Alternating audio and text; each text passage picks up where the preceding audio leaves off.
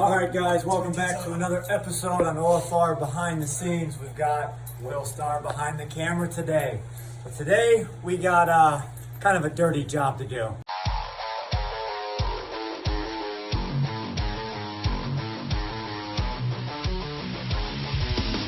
All right, for this one, you know I had to take my shirt off. I say it's going to be a dirty job. Had to get myself in a beater. But you know, dealing with monster fish, you have monster poop. So in this room is our boiler setup with actually a System 3 Stay Right cartridge filter. This guy acting like he Mike Rowe on Dirty Job.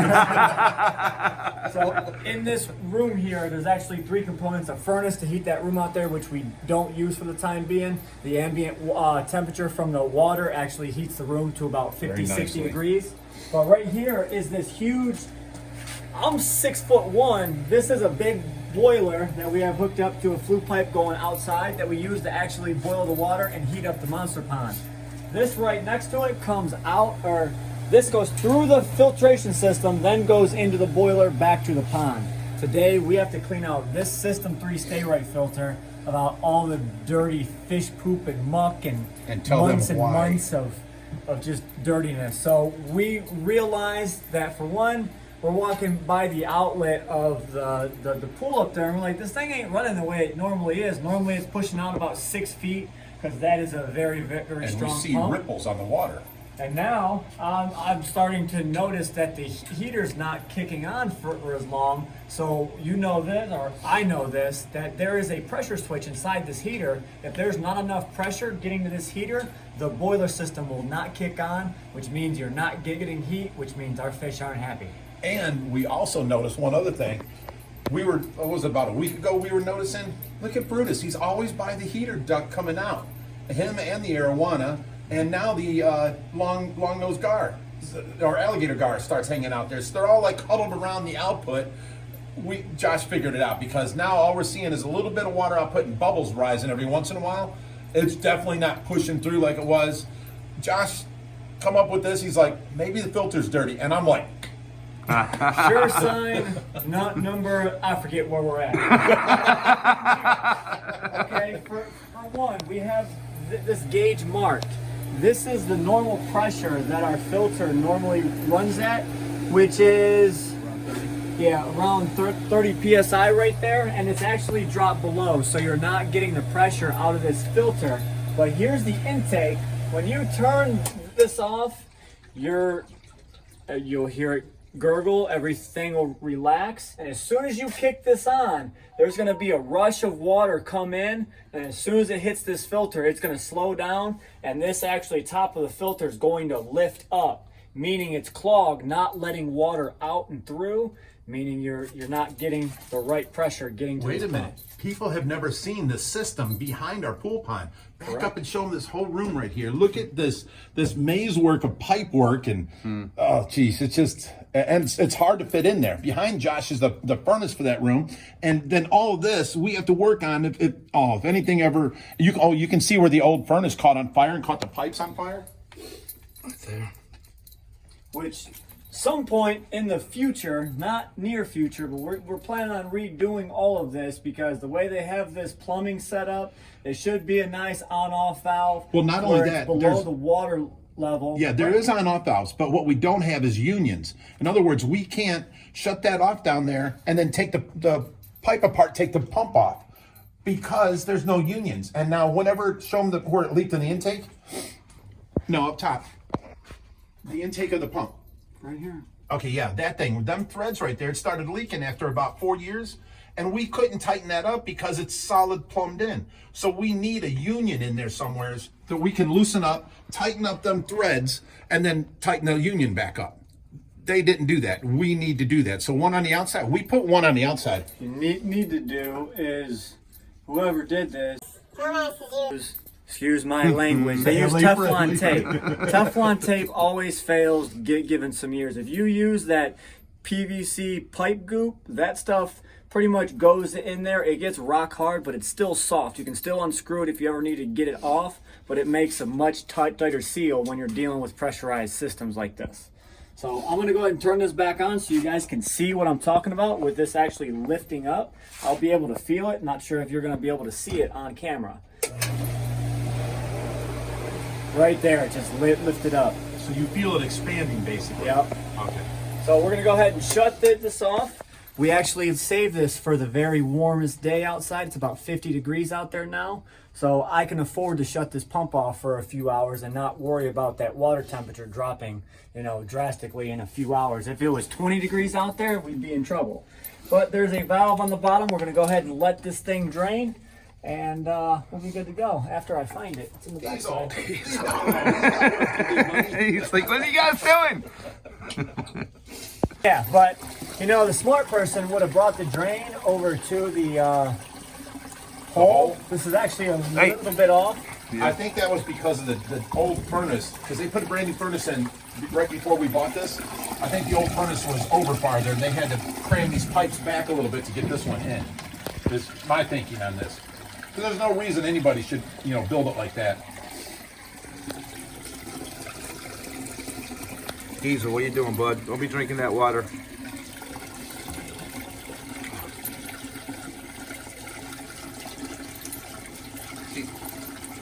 Is the water all right? Yeah, it's just fish tank water. Okay. Not gonna hurt them. All right, go ahead, bud. We've gotten mouthfuls in our mouths for years siphoning fish tank water. We're still alive. Yeah, it's not gonna hurt Diesel, huh? Diesel liking that fish water. You might get fish tuberculosis. Yeah, who knows? Something like Some that. sort of bacterial infection, flesh-eating disease. Diesel says, I don't care. I like it. That should be. Okay, so each part on this, there's this big 8-inch wide clamp because it's holding a lot of pressure, holding this filter together. So you gotta have some big old clamps to make this work. How many clamps are there, Josh? 7? 7. No. He said no, son. 5. There's at least 10 on there. I can see 5 on this side. There's 7, I just counted them all. There's 3. Oh, I'm seeing the 2 metal things. I'm thinking that's each a clamp. There's one in the middle of both metal things. Yeah, that Gotcha. yeah, the black thing. Yep. Had me confused too. Well, I'm confused and I own the damn thing. No, that's just because of my eyesight. I can't really see so well. What is it with all these excuses? So how often do you change this filter right here, Rich? This is the first time in like 4 years. Okay. Everyone knows I'm lying. We got to do it at least between every 6 months to a year. Every 6 months. Yeah. Okay. We actually have this same one on the 3000 out there. And this We're gonna used be to changing it too. just for the pool, which you can get away with going a little bit longer. I'm not changing it, but being with fish tank water, there's a lot more turbidity in the water with, you know, the rocks, And particles dirt, and all kinds of poop, things. food, plant particulates. So about every 6 months it has to be changed out. Yeah. And now the replacement cartridges for these filters are like $350. Ooh. So we keep, if you look over here, the old ones. Now you can see the water pressure sprayer. We water blasted them clean. Yeah. So we just swapped. There's, here, give me that one. Or, no. That one goes inside of this one. Okay. And that's the 2 filters that go inside that filter. Okay. So what we do, now that we got 2, we'll take one out, we'll set it aside, let it drain and drip into there. We'll put the other filter system in. When this is dry enough to carry outside, we'll take it outside and water pressure blast it. Within 6 months, we got, you know, to clean it and have it ready for the next time. You Gotcha. missed that one. I just released the air up here and you just went woof. Last clamp. Here we are, 20 minutes of unscrewing clamps. It's all right. You only got to do it once a year, maybe. Once every 6 months. Oh, once every 5 years. Every 5 years. I wish. Once every leap year. Every February 29th. All right, now the fun part begins. Breaking the seal. Yes. Oh, God. Huh. Yeah, there's little tabs on each of the, in between each clamp. There you go. I hear it. My You might feet. want to let some more out in the water then. We're gonna take these flops off. We're gonna go barefoot here. Uh-oh. You know it's getting serious when the flip-flops come off, everybody. You know how that is around here. Diesel's like, whoa, the flip-flops are off.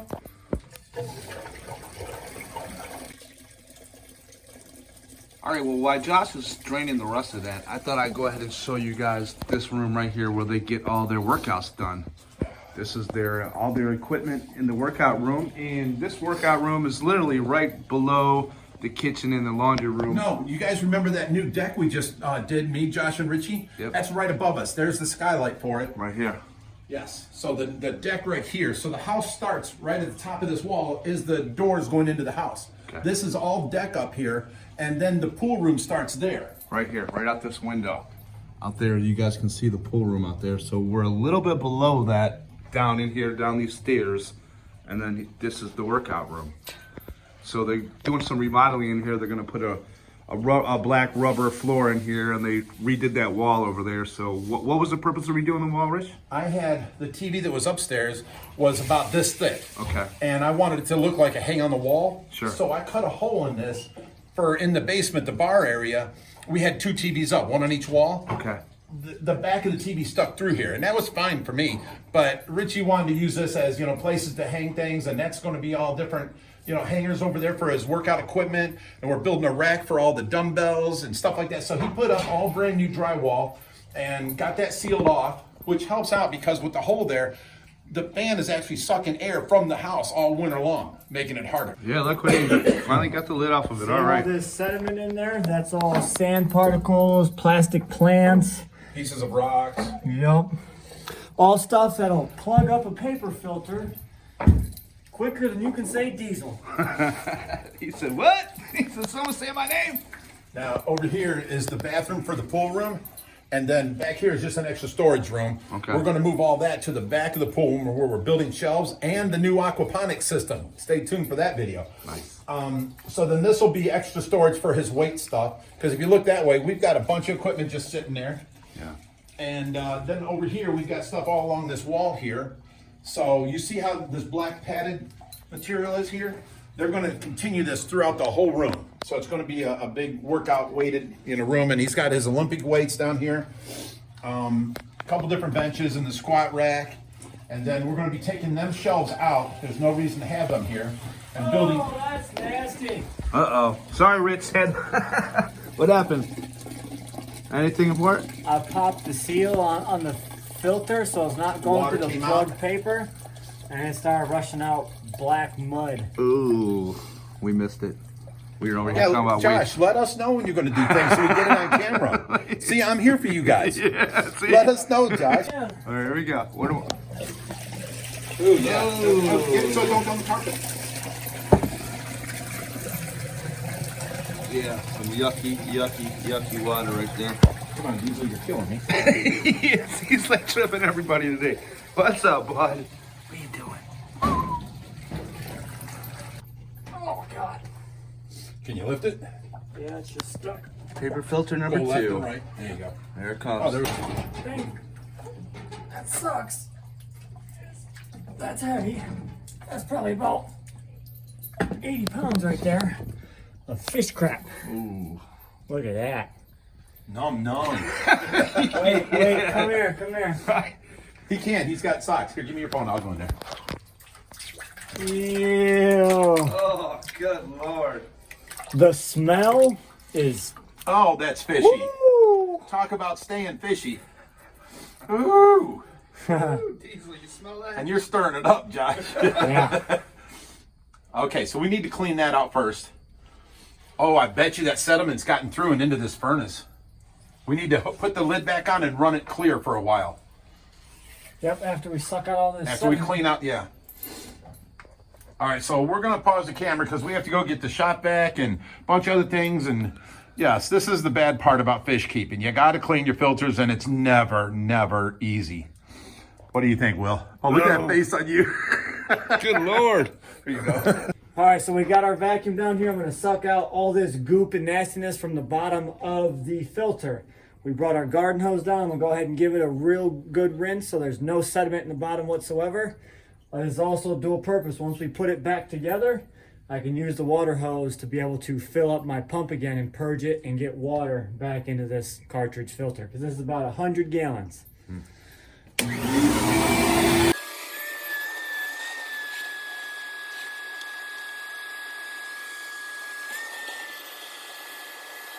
You're putting the other filter back in there, Josh? Yeah, so this is one that has previously been washed. You gotta make sure you gotta line up these holes right here, because it goes through the inside and out through the paper filters. So that's one of the biggest things you gotta worry about with getting these filters in. You gotta make sure the holes are lined up and it goes down into the proper part and it seats. It's gonna go down, it's gonna click. If you don't get it to seat right, then you're not gonna have proper filtration. Only one way it fits, right? Correct.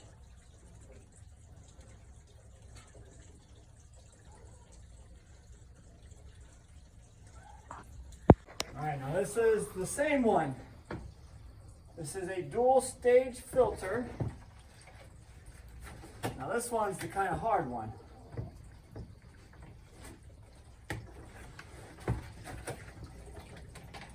Gotta kind of eyeball this.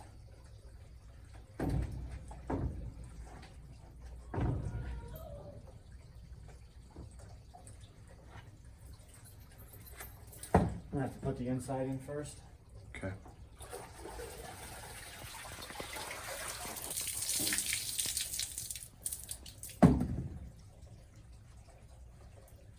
Now this is filling up with fish water. The second I swap this valve, so it's getting a little harder and harder to see.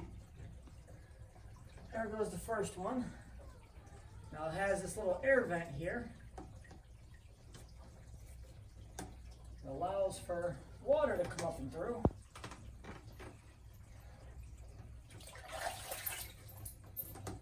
Okay. Now I can put this one back on.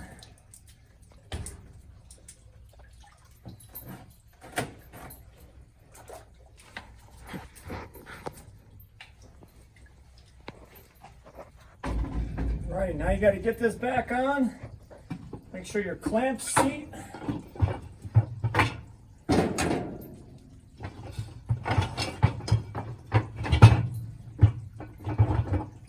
Those ones went on.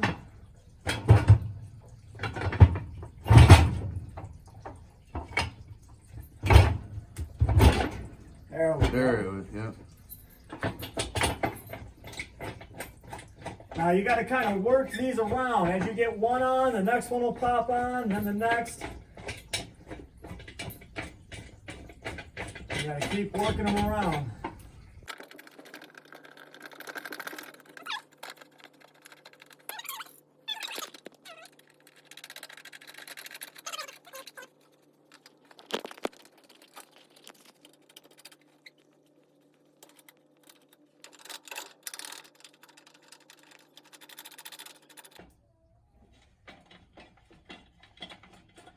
And just when you think you're done, gotta restart. Then you can tighten them all down.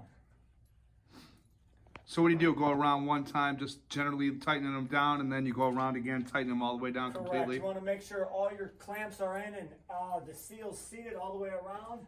Then you want to go up and you want to snug each one. As you snug each one, your first one's going to be loose.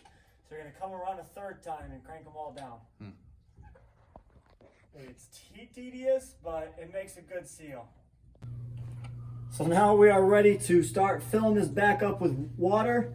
I flipped the valve from the pool, so this filled up to about here because that's the level of the pool water out there. So there's a little bit of air I have to purge in this system as well as the pump. So that's why I brought my garden hose down here, for one, to rinse out the filter of all the debris, and then for two, to go ahead and fill my pump and not have to carry buckets of water back and forth.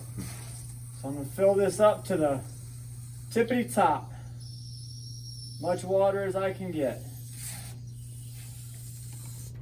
Without it overflowing. We're going to sit this here because I might have to do that a few times. Put the lid back on the pump. Clear off your seal first. There you go. Nice fit. Now, what I'd like to see, as soon as this pump starts, it'll rush out water and it'll start, if we're lucky. Wait a minute. Forgot the most crucial part. Uh-oh. Uh-oh's right. What'd you forget? We'll see here right in a second. Whenever you do this, you want to clean off your glass because you can't see your water. Get off all that debris. That's all calcium buildup and hard water deposits from our water. Now I'm able to see through it. Put your lid back on. Then you can tighten her up. Now she's full of water. Snug them up. Now what I like to do is put my phone up top here so I can see the inside the pump a little easier. I open up the top of this pump here. Now I use my finger on it for a second. Just pump water through. We got water gushing in. Oh. Hurry.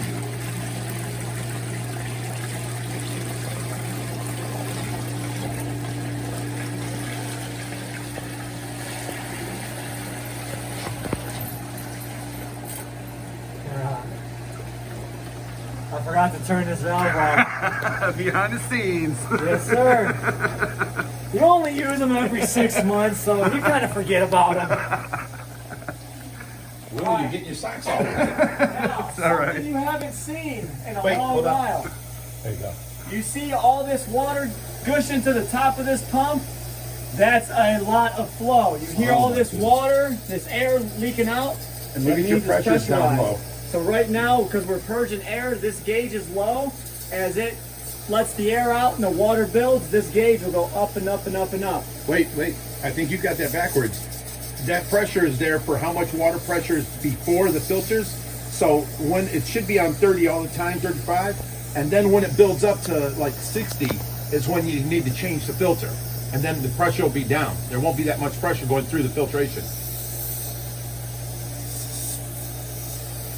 I have my line marked at 30. So we'll see. Now you basically let that run until this starts squirting out water, and then you're done. You'll be full. You can see on the motor housing, all that whiteness, that's old water leaking out of there. That we had to cut the pipe and do a whole nother turn around and bring it over to the pipe and put a union in. How long does it usually take to prime up? A minute or two. Yeah. A minute or two. And I think we should go ahead and replace this tube. We have to replace that every couple of years because that's a hot air pipe.